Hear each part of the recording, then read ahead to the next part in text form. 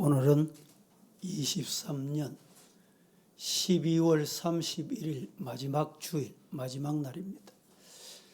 오늘 주일 예배가 정상적으로 진행을 하고 밤 11시 30분에는 송구 예배, 0시에는 영신 예배가 있습니다. 그리고 내일 아침 11시는 기관장 신년 교례회가 교육관에서 있겠습니다. 차질이 없으시기를 바랍니다. 오늘 마지막 주일 이 시간에 계속되는 믿음의 본질 말씀을 드리려고 하는데, 오늘 본문을 보면 서기관과 바리새인들에게 예수님이 말씀하시면서 말씀 앞에 서기관과 바리새인들 이 말씀을 하시기 전에 화 있을진저 이렇게 시작을 합니다. 이 화 있을진저 책망하는 말씀이잖아요. 왜 책망을 들었느냐? 우리가 23절을 본문으로 읽으셨는데, 지금 개역 개정판은 번역이 잘 되었습니다. 근데 개역 성경에는 무슨 말인가 이해가 조금 필요한 부분으로 그렇게 기록됐던 내용이 23절 개역 개정판이 다시 수정이 됐는데, 마지막 부분에 이렇습니다. 율법에 더 중한 바, 율법에 더 중한 바, 정의, 긍휼, 믿음, 이것을 버렸다 이렇게 말합니다. 인, 의, 인, 신, 개역 성경에는 이렇게 되어 있습니다. 의가 뭐냐? 인이 뭐냐? 신이 뭐냐? 이해가 필요한 부분이었는데 제가 화면에 설명을 조금 해놨습니다. 화면 보십시다. 의는 오늘 본문에 번역한 대로 정의, 불법을 행치 않는 것, 마음속에 있는 악한 생각을 버리고 선한 생각을 갖는 것, 이렇게 해석할 수가 있습니다.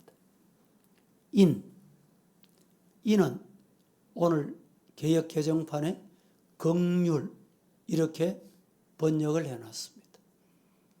사랑을 의미하는 것이고, 다른 사람의 허물, 죄, 용서하는 마음, 이것을 긍휼이라고 합니다. 세 번째 버린 것이 뭐냐? 신. 대단히 중요한 말씀입니다. 신은 뭐냐? 믿음. 하나님이 홀로 창조주이시다. 우리의 구원자는 창조주 하나님밖에 없다. 그분이 우리를 구원하신다. 이 믿는 것, 이게 신입니다.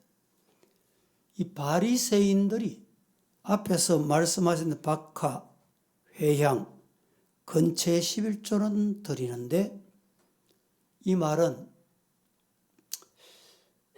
옛날에 실제로 그런 일이 있었는지 모르지만은 전쟁 때 급하게 피난을 와야 되겠는데 얼마나 덜에 있다가 밖에 있다가 급했던지 누워있는 아이를 안고 나와야 되는데 아이를 안고 온 게 아니라 베개를 안고 온 거예요. 이거하고 똑같은 거예요. 박하, 회향, 근초, 사소한 신향료, 이것에만 신경 쓰고 본론에 신경을 안 쓰는 거예요. 여러분, 우리가 식사 시간에 밥 없이, 요사이는 열량이 많다 이래가지고 식사량을 많이 줄이지만은 밥을 안 먹으면 식사 안 했다고 생각하잖아요. 향재로만 열심히 다듬고 한다고 식사가 되는 게 아니다 이 말입니다.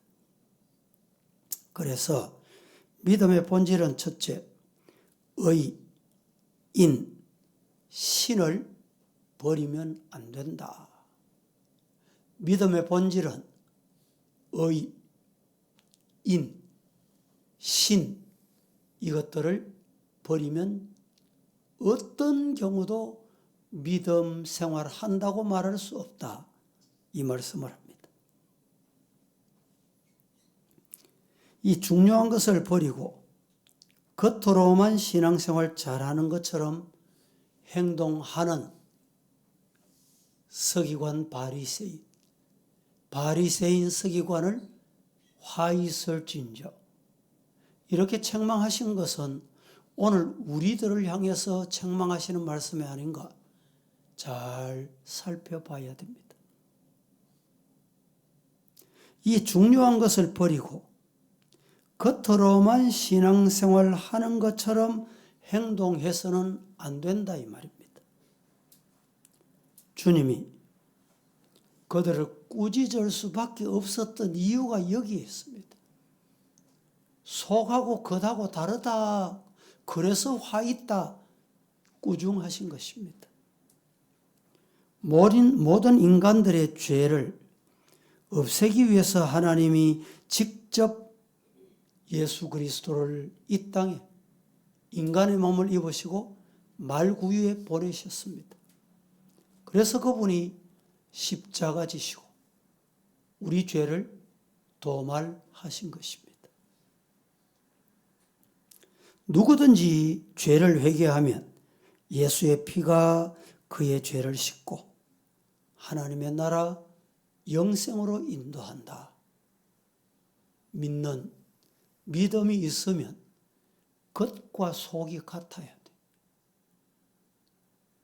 겉은 믿는 것 같고 말은 믿는 것 같은데 속은 다르다. 이러면 오늘 화 있을진저 주님으로부터 책망받게 되는 거예요. 성령의 도움으로 의롭게 되고 깨끗한 마음을 우리는 가질 수 있습니다. 인간의 힘으로, 내 경험으로, 내 노력으로 안 되는 것입니다. 성령의 은혜가 여러분에게 임하기를 예수님 이름으로 축복합니다. 내가 노력한다고 그게 안 되잖아요. 내가 용선다고 됩니까? 그래서 찬송에도 보면 울어도 안 돼. 힘써도 안 돼. 참는다고 안 돼. 뭐 하면 돼요? 믿으면 돼.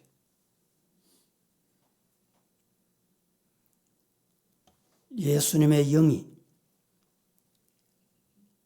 성천하시면서 예수님께서 내가 하나님의 나라에 가고 대신에 보혜사 하나님의 영, 예수님의 영, 성령을 보내주겠다. 약속하셨습니다. 성령의 도움으로 우리 안에 의가 있어야 되고 우리 안에 인이 있어야 되고 신이 있어야 돼요. 의가 있다는 말은 정의, 인이 있어야 된다는 말은 긍휼, 창조주 하나님, 신, 우리 마음에 두렵고 떨림이 있어야 되는 겁니다.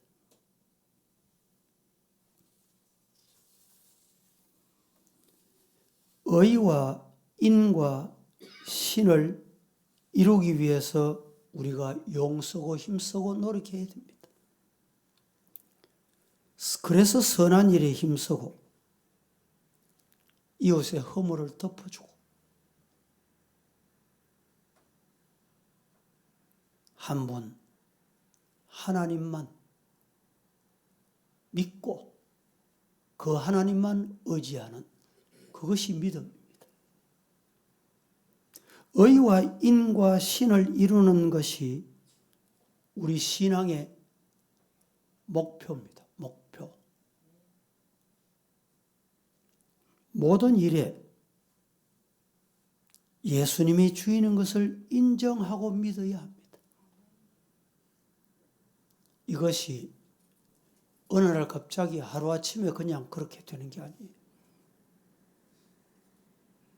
많은 훈련이 필요합니다. 그래서 우리 직분 받은 분들도 6개월 훈련을 받아야 되는데 훈련을 외면하면 안 됩니다.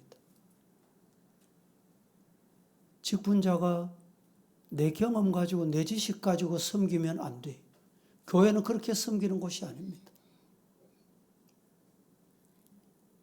훈련 받기 싫으니까 엉뚱한 일을 합니다. 엉뚱한 행동을 해요.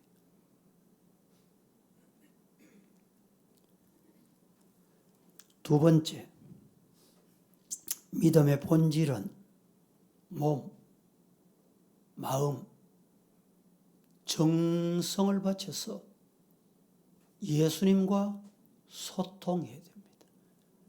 요사이 사회에서 소통이라는 단어를 많이 쓰기 때문에 저도 소통이라고 표현을 했습니다. 몸과 마음과 정성을 다해서 예수님과 소통하는 사람. 그게 믿음의 본질입니다. 몸과 마음과 정성을 바치는 삶을 통해서 우리는 예수님과 항상 소통하는 상태, 그 상태를 유지해야 돼요. 다시 말하면 말이, 행동이 방향을 예수님께로 향해라 이 말입니다.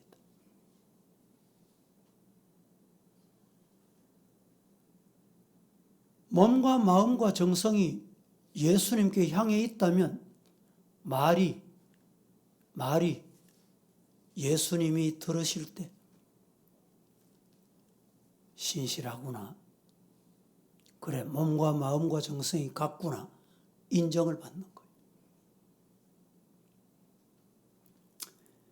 사람 눈에 종교 생활을 잘하는 자가 되지 말고 생활 속에서 순종을 통해서 실제로 주님과 동행하는, 소통하는 기도가 있는 성도가 되기를 축복합니다.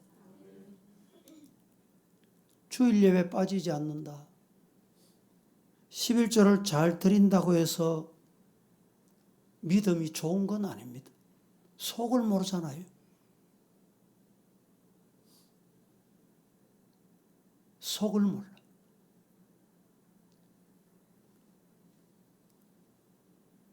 (2024년 4월 15일이) 되면 지방선거 국회의원 선출이 있습니다. 지금 예비 후보들이 얼마나 많이 나섰습니까? 해당되는 당에 공천받겠다고. 공천받기 위해서 있는 말 없는 말, 마음에 없는 말까지 다 쏟아냅니다. 사람은 몰라요. 뭐 공천하는 공천위원장이라고 압니까? 뭐 비상대책위원장이라고 할까요? 대통령이라고 할까요? 당대표라고 할까요? 모릅니다. 속을 몰라. 신앙도 마찬가지. 그 장관 임명을 하면 청문회 하잖아요. 청문회. 청문회 할 때 국회의원들이 질문합니다. 질문할 때 거기에 맞는 질문에 대답이 나오면 국회에서 승인을 다 해줍니다.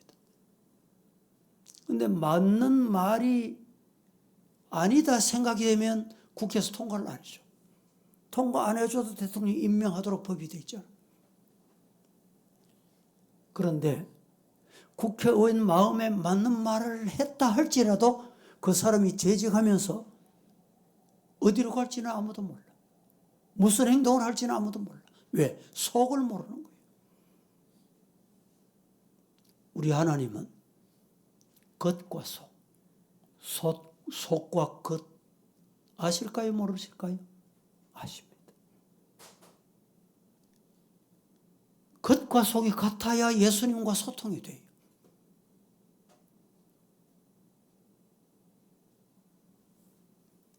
삶이 변화되지 못한 성도들은 천국 백성, 하나님의 백성이 될 수가 없습니다. 그래서 현대교회 쭉정이 교인이 많다.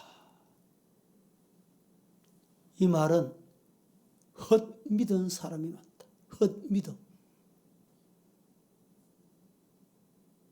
여러분, 가을에 농사 지어놓고 추수할 때 돼서 보니까 과일도 안 돼 있고 벌레가 다 먹고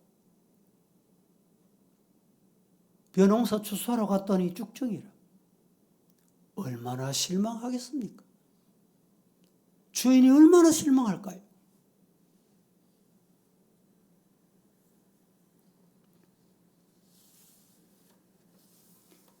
최근에 우리 한국 교회에 사용되는 단어가 종교다원주의라는 말, 아주 우리에게 익숙해졌습니다. 종교다원주의가 뭡니까? 하나님도 좋고 석가도 좋고 공자도 좋고 잡신도 좋고 우상도 좋고 다 좋다는 거예요. 종교다원주의는 교회 안에 들어오면 구원받을까요? 못 받을까요? 하나님 외에 다른 신을 섬기면 될까요? 안 될까요? 물으면 많아죠.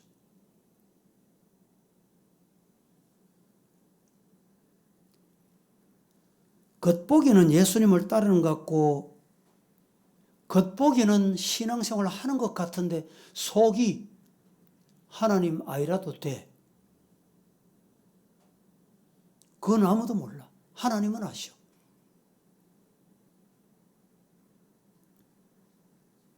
하나님을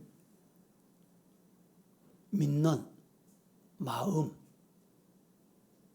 몸, 정성이 일치되어야 됩니다. 비록 속을 모르는 목사는 칭찬할 수가 있어요. 옆에 앉은 성도는 저 사람 믿음 좋구나 칭찬 들을 수 있어요. 그것 가지고 될까요? 속이 달라지면 안 되는 거예요.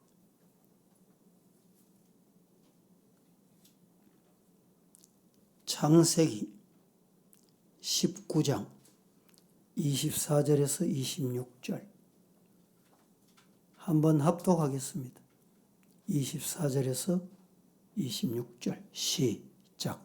여호와께서 하늘 곧 여호와께로부터 영광과 불을 소돔과 고모라에 비같이 내리사 그 성들과 온들과 성에 거주하는 모든 백성과 땅에 난 것을 다 엎어 멸하셨더라. 롯의 아내는 뒤를 돌아보았으므로 소금 기둥이 되었더라. 창세기 19장에는 롯의 가족이 하나님의 심판이 임박하다는 말씀을 듣고 살 길을 떠났습니다. 가는 도중에 롯의 아내가 뒤를 돌아본 거로 그 자리에서 소금 기둥이 됐다. 이것이 우리를 교훈하는 말씀입니다. 이 사건은 우리에게 무슨 교훈을 주느냐? 천국 길을 가던 성도들이 신앙생활하면서 세상에 빠지면 안 된다. 단순하게 이 말씀을 하는 게 아닙니다. 소돔 고모라 성이 극도로 타락했기 때문에 하나님의 심판이 내려진 것입니다. 천사들을 통해서 아브라함의 조카 롯을 심판이 있다 알려주고 깨닫게 만들었습니다. 롯이 다급해서 가족 친지들에게 알렸습니다. 권고했습니다. 그런데 다른 친지 가족들은 안 들었어요. 롯의 부부 그리고 롯의 딸만 들었습니다. 사위들은 장인어른 왜 저까시노? 농담으로 들었다. 성경이 이렇게 기록합니다. 피난길에서 롯의 아내는 두고 온 살림이 아마 걱정됐던 것 같습니다. 마지막 고개를 넘어가는 순간에 사탄의 끈질긴 유혹을 견디지 못해서 롯의 아내는 뒤돌아봅니다. 하나님의 약속을 어겼기 때문에 그는 심판을 받습니다. 이 사건은 행인이 길을 가면서 뒤를 돌아보는 경우가 아니라 하나님의 생명의 약속을 어겼다는 말입니다.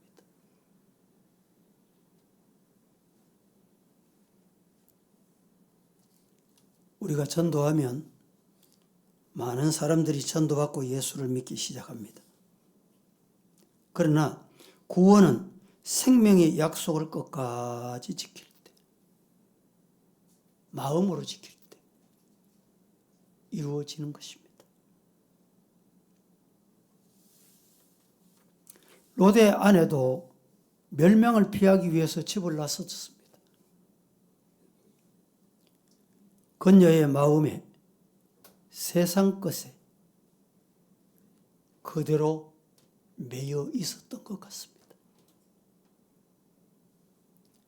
겉으로는 교회에 잘 나오지만 마음은 세상 콩밭에 가 있는 교인들을 의미합니다. 롯의 아내는 겉모습만 꾸미는 교인의 대표적인 모습을 대변해주고 있습니다. 그녀의 몸은 피난 행렬 속에 있었지만은 그의 마음은 세상에 있었어요. 뒤돌아보게 된 것은 그것 때문입니다.